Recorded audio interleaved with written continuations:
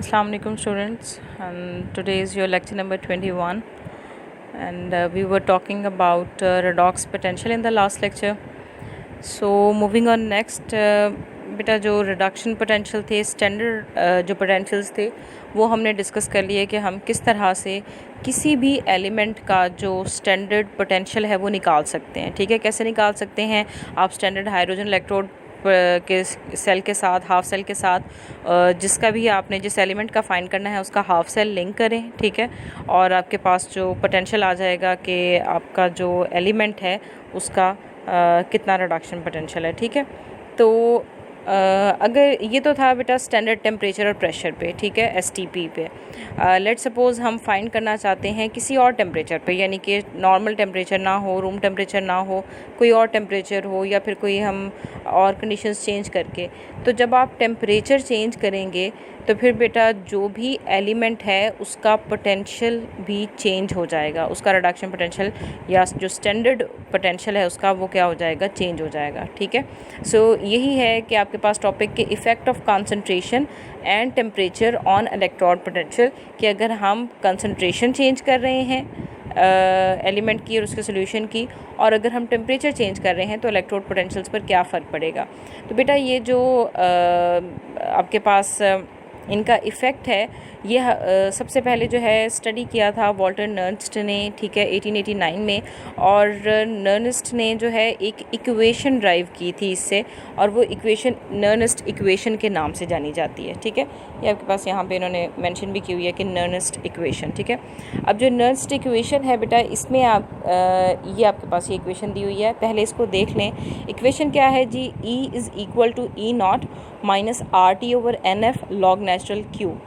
अब इसमें E0 तो आपको पता चल गया कि जो भी स्टैंडर्ड पोटेंशियल है, लेट सपोज अगर हम जिंक का निकालना चाह रहे हैं किसी भी और कंसंट्रेशन या टेम्परेचर पर पोटेंशियल, तो यहाँ पर E0 क्या होगा? जिंक का स्टैंडर्ड पोटेंशियल।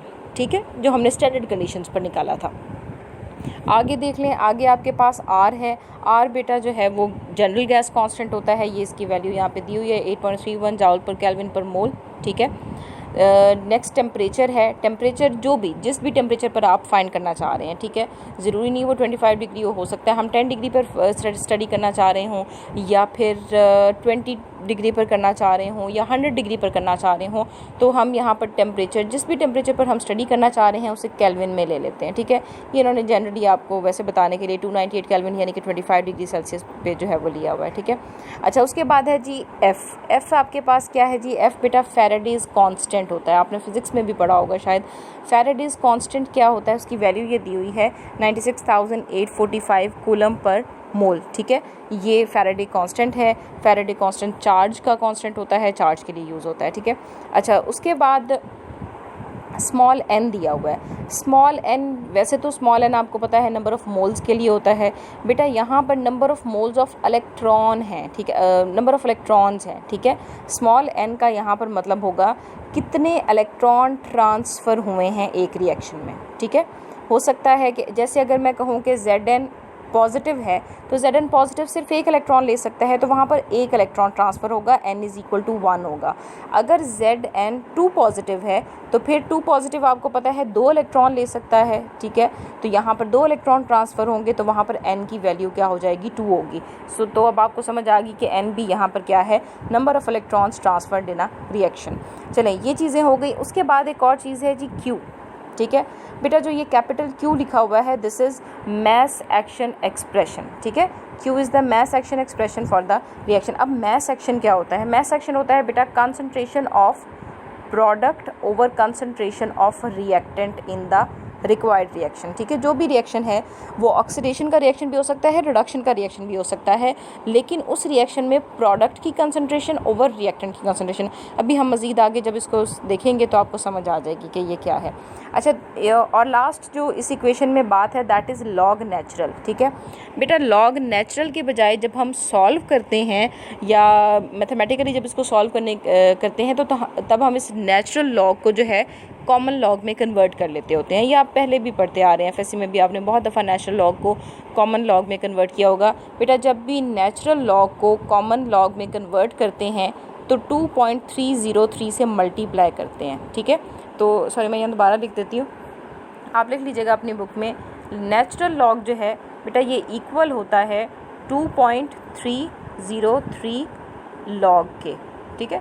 आप अपने कैलकुलेटर्स का भी निकालें तो वहाँ पे आपके पास जो है लॉग भी लिखा हुआ होता है और एक जगह स्मॉल लॉग n भी लिखा हुआ होता है उसके ऊपर, कि आप शिफ्ट दबाएंगे तो फिर वो नेचुरल लॉग बताएगा। लॉग की वैल्यू कुछ और होती है, नेचुरल लॉग की कुछ और होती है। तो बेटा natural log is equal to 2.303 log K, ठीक है। तो जब आपने नेचुरल लॉग को यानी इसको कॉमन लॉग में कन्वर्ट किया तो आप देखें 2.303 के साथ हमने इसे मल्टीप्लाई किया है और नेचुरल लॉग की जगह अब हम लॉग लिख रहे हैं, ठीक है। तो after this the equation becomes E is equal to E not minus 2.303 RT over NF log Q, ठीक हो गया। अब इसको हम अप्लाई करके देखते हैं कि लेट सपोज़ वो कह रहे हैं जी फॉर एग्ज़ाम्पल आपके पास टेम्परेचर 298 केल्विन है, ठीक है जी, चलें मान लेते हैं, ठीक है। उसके बाद आपके पास जो फैराडे कांस्टेंट और जो ये जनरल गैस कांस्टेंट है उसकी वो कांस्टेंट्स हैं, उनकी वैल्यू चेंज नहीं होंगी, जाहिर है वो कांस्टेंट्स हैं, ठीक है। तो वो आपके पास जो ये वाली एक्सप्रेशन है RT ओवर F, तो बेटा ये RT ओवर F अगर टेम्परेचर 298 केल्विन है तो आप इनको मल्टीप्लाई करके और डिवाइड करके देख लें, आपके पास ये इसके इक्वल आ जाएगी, किसके, 0.0592 वोल्ट के, ठीक है। चाहे मल्टीप्लाई करके 2.303 के साथ मल्टीप्लाई करके तो आपके पास यही वैल्यू आएगी। आप इसको एक दफ़ा जो है कैलकुलेटर से चाहे निकाल के भी देख लीजिएगा, ठीक है। क्या करना है आपने, 2.303 मल्टीप्लाई आर की वैल्यू क्या है 8.31 मल्टीप्लाई टी क्या है यहाँ पे 298 kelvin divided by F that is 96,845, ठीक है। इसको मल्टीप्लाई करके डिवाइड करें, आपके पास ये वैल्यू आ जाएगी वोल्टेज की। तो अब हम इसको दोबारा, क्योंकि ये सारे यहाँ पर एज आप समझ लें कि जो कांस्टेंट थे, तो हम सिवाय टेम्परेचर के टेम्परेचर चेंज करते रहे, हम चेंज जितना भी करेंगे उस हिसाब से हम यहाँ पे लिखेंगे। तो ये इक्वेशन आपके पास अब इस तरह भी हम लिख सकते हैं कि E is equal to E not minus 0.0592 volt over n log Q। चलें अब लेट सपोज हम कहते हैं जिस सिंगल इलेक्ट्रोड पोटेंशियल था, जिंक का इलेक्ट्रोड था, ठीक है, और जिसमें जिंक मेटल अपने ही आइंस में डिपोआ हुआ था इक्विलिब्रियम में, ठीक है। तो किस तरह से आपके पास जो इसका एक रिडक्शन रिएक्शन है, रिडक्शन क्या होता है, जहाँ पर इलेक्ट्रॉन ले लेते हैं, ठीक है, गेन कर रहे होते हैं, तो बेटा वो आपके पास किसके इक्वल आ जाएगा, Zn 2 पॉजिटिव। तो 2 पॉजिटिव है तो कितने इलेक्ट्रॉन लेगा, दो इलेक्ट्रॉन लेगा, ठीक है। किस में कन्वर्ट हो रहा है ये, जिंक में, यानी कि जो मेटालिक जिंक है उसके अंदर, ठीक है। तो यहाँ पर n की वैल्यू भी आ गई हमारे पास, क्या है 2, क्योंकि 2 इलेक्ट्रॉन है, सो n इज़ इक्वल टू 2। तो अब हम यहाँ पर इसी इक्वेशन में इस जगह पर जो है वो 2 पुट कर सकते हैं n की जगह, ठीक है, जैसे हमने यहाँ पर पुट कर दिया। अब देखिए अगर हम निकाल रहे हैं तो ये E हमारे पास जो पोटेंशियल है दैट उसके नीचे हम लिखेंगे, क्योंकि रिडक्शन है तो Zn2 पॉजिटिव किस में कन्वर्ट हो गया है, Zn में, ठीक है। ये इसीलिए Zn2 पॉजिटिव बाय Zn लिखा हुआ है E और E नॉट के साथ, क्योंकि हम रिडक्शन जो है वो देख रहे हैं, ठीक है, रिडक्शन का रिएक्शन देख रहे हैं। अच्छा, ये आपके पास E हो गया, ये E नॉट हो गया, माइनस 0.0592 वोल्ट ओवर 2 हो गया।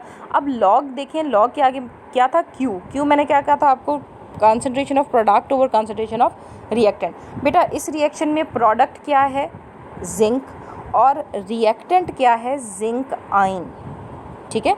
जिंक आयन जो था Zn2 positive that was your reactant, ठीक है। तो यहाँ पर देखिए आपके पास जो अब हमने लिखा है, this is concentration of zinc over concentration of zinc ion, यानी कि प्रोडक्ट की कंसंट्रेशन ओवर रिएक्टेंट की concentration. So since the concentration of pure solid, हमने यहाँ पे कहा हुआ है कि जी क्योंकि प्योर सॉलिड था तो जिंक का तो यहाँ कंसंट्रेशन हम क्या देते हैं 1 है, तो इसका मतलब जिंक की कंसंट्रेशन आपके पास क्या आ गई 1। जो जिंक आयंस हैं उनकी आपके पास कंसंट्रेशन जो है वो यहाँ पर हम जो लास्ट में जो है वो निकालेंगे, इसकी एक्सप्रेशन निकालेंगे, वो किस तरह से निकलेगी। अब जिंक आयंस की कंसंट्रेशन जो जिंक मेटल है उसकी कंसंट्रेशन 1 है, तो आपके पास 1 ओवर जिंक आयंस हो गए, ये जो Q की जगह अब हमारे पास ये आ जाएगा, ठीक है बेटा। 1 ओवर जिंक आयन कंसंट्रेशन को अगर हम रिवर्स कर दें तो ये जो नेगेटिव साइन है यहाँ पर ये क्या हो जाएगा, पॉजिटिव। तो ये यही इसी तरह से हुआ है, आपने कंफ्यूज नहीं होना कि यहाँ पर तो नेगेटिव साइन था तो नेक्स्ट में जाकर उन्होंने पॉजिटिव कैसे कर दिया, बेटा उन्होंने इसको जो है वो रिवर्स कर दिया, ठीक है। 1 ओवर Zn2 पॉजिटिव को अगर आप Zn2 पॉजिटिव लिखना चाह रहे हैं तो फिर साइन क्या हो जाएंगे, रिवर्स हो जाएंगे, ठीक है। अच्छा, अब इन जनरल आपके पास ये एक इक्वेशन बन गई है, दैट इज़ रिडक्शन जो किसी भी टेम्परेचर पे, किसी भी कंसंट्रेशन पे जो रिडक्शन पोटेंशियल होता है ये किसके इक्वल होता है, standard reduction potential plus 0.0592 volt over n log आइन। ठीक है, आइन जो भी उसका आइन होगा, जिंक भी हो सकता है, कॉपर भी हो सकता है, जो मर्जी जिस तरह का भी मेटल जो है वो लेना चाहें वो हम यहाँ पे अब इस इक्वेशन में पुट करके हम निकाल सकते हैं। ठीक है, सो दिस वाज नर्निस्ट इक्वेशन। इसी की बेस पर कुछ उन्होंने एग्जांपल्स दी हुई हैं, जैसे कि उन्होंने कहा है कि जिंक और कॉपर का वोल्टिक सेल है। ठीक है, इसमें जो ओवरऑल सेल पोटेंशियल है वो 1.1 वोल्ट है और जो जिंक इलेक्ट्रोड है वो एनोड के तौर पर एक्ट कर रहा है। बेटा एनोड के तौर पर एक्ट कर रहा है तो ऑब्वियसली जिंक पर क्या हो रही होगी, ऑक्सीडेशन हो रही होगी। ठीक है, तो स्टैंडर्ड रिडक्शन पोटेंशियल क्या है जिंक का, -0.76 वोल्ट है, ये भी उन्होंने बता दिया। सो उन्होंने कहा है जी calculate the reduction for the reduction of copper ions to copper. ठीक है, अब आपके पास इक्वेशन क्या बनेगी, कॉपर आइन 2 इलेक्ट्रॉन लेकर किसमें कन्वर्ट हो रहा है, कॉपर में।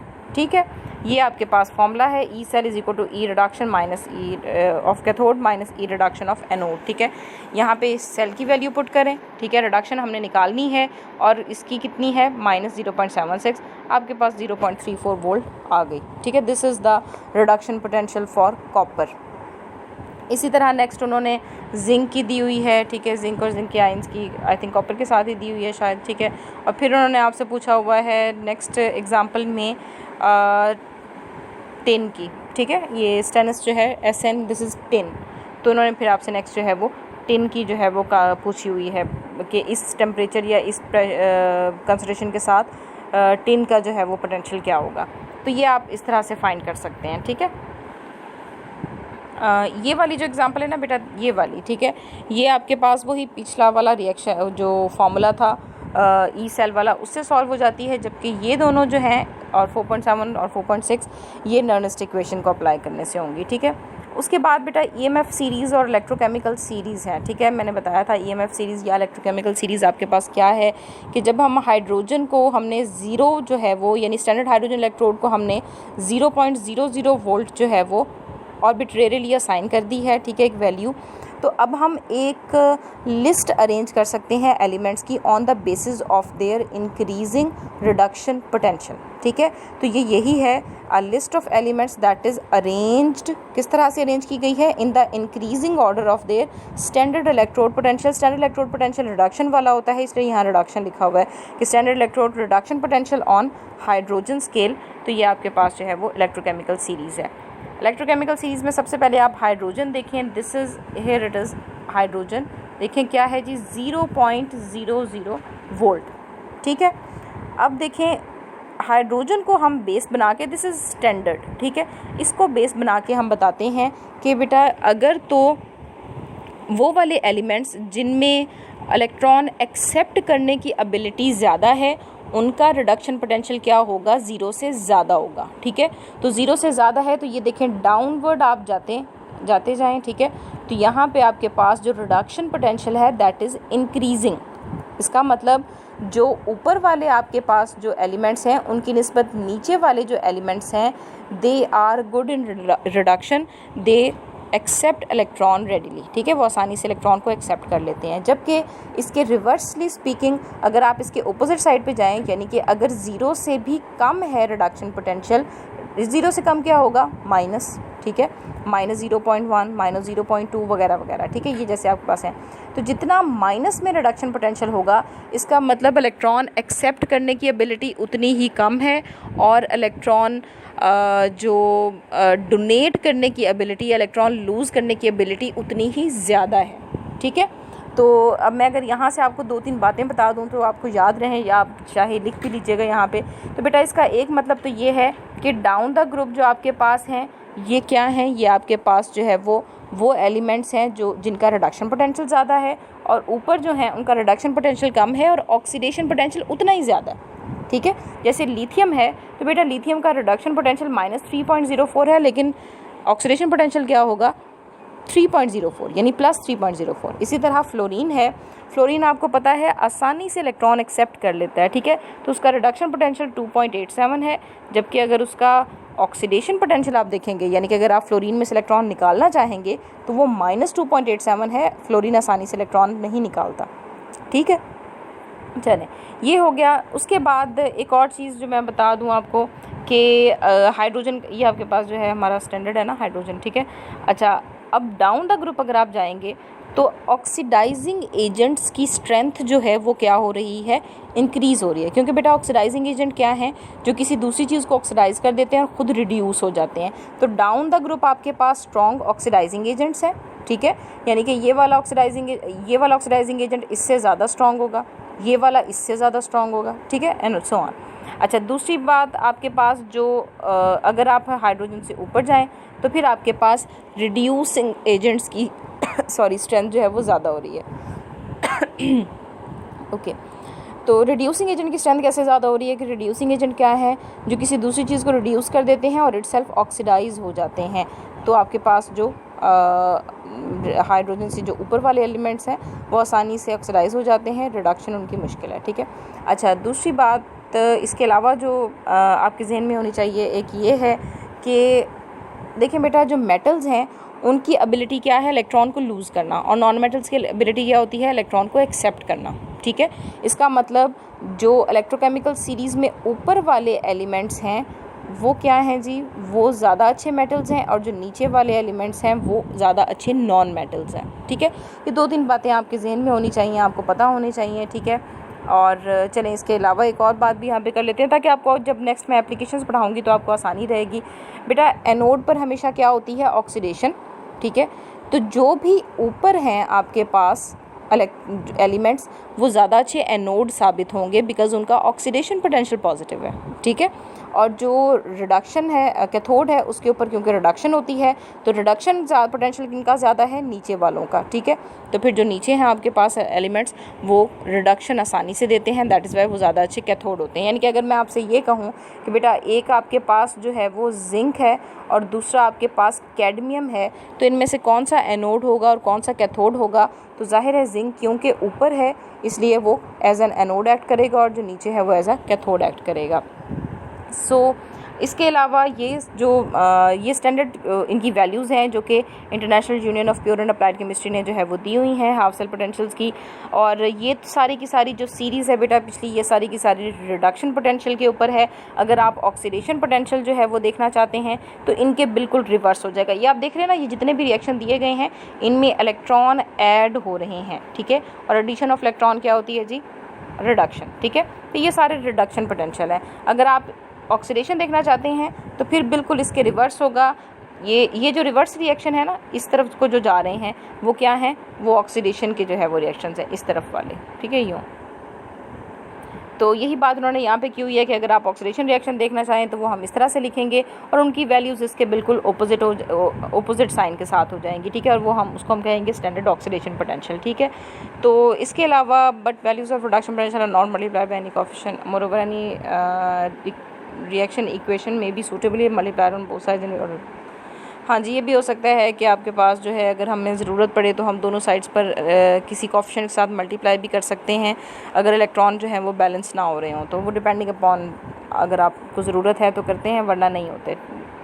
अच्छा, उसके बाद ही जो लास्ट आपके पास जो पैराग्राफ है उन्होंने यही बताया हुआ है कि बेटा जो आपके पास रिडक्शन का जो रिएक्शन है उसमें लेफ़्ट साइड पर आपके पास जो है वो क्या होता है, जैसे लिथियम है, ठीक है, लेफ़्ट साइड पे, और लिथियम का आयन होगा ना, ठीक है, और इलेक्ट्रॉन क्योंकि एक्सेप्ट कर रहा है तो कन्वर्ट हो जाएगा लिथियम में, ठीक है। तो जो लेफ़्ट साइड पे है दैट इज़ लिथियम आयन और राइट साइड पे क्या है, लिथियम का मेटल। जो लेफ़्ट साइड पे है क्योंकि वो इलेक्ट्रॉन को एक्सेप्ट कर रहा है, ठीक है, इसलिए वो क्या होगा, आपका ऑक्सीडाइजिंग एजेंट होगा। और जो आपके पास राइट साइड पे है रिडक्शन रिएक्शन के, क्योंकि वो इलेक्ट्रॉन लूज़ कर रहा है, अगर आप देखें रिवर्स रिएक्शन हो, रिवर्सिबल हो, तो क्योंकि वो इलेक्ट्रॉन लूज़ कर रहा है that is why it is an reducing agent, ठीक है। So this was all about EMF series. और जो आपके पास पीछे अर्नेस्ट इक्वेशन थी इसको अच्छे से समझ लीजिएगा, इसका कंसेप्ट आपको पता होना बहुत ज़रूरी है, तो वरना आपको एप्लीकेशंस में बहुत मुश्किल आएगी और एप्लीकेशन ऑफ इलेक्ट्रोकेमिकल सीरीज़ बहुत इंपॉर्टेंट होती हैं, ठीक है। सो ओके जी, if you have any question you can may ask in the lecture।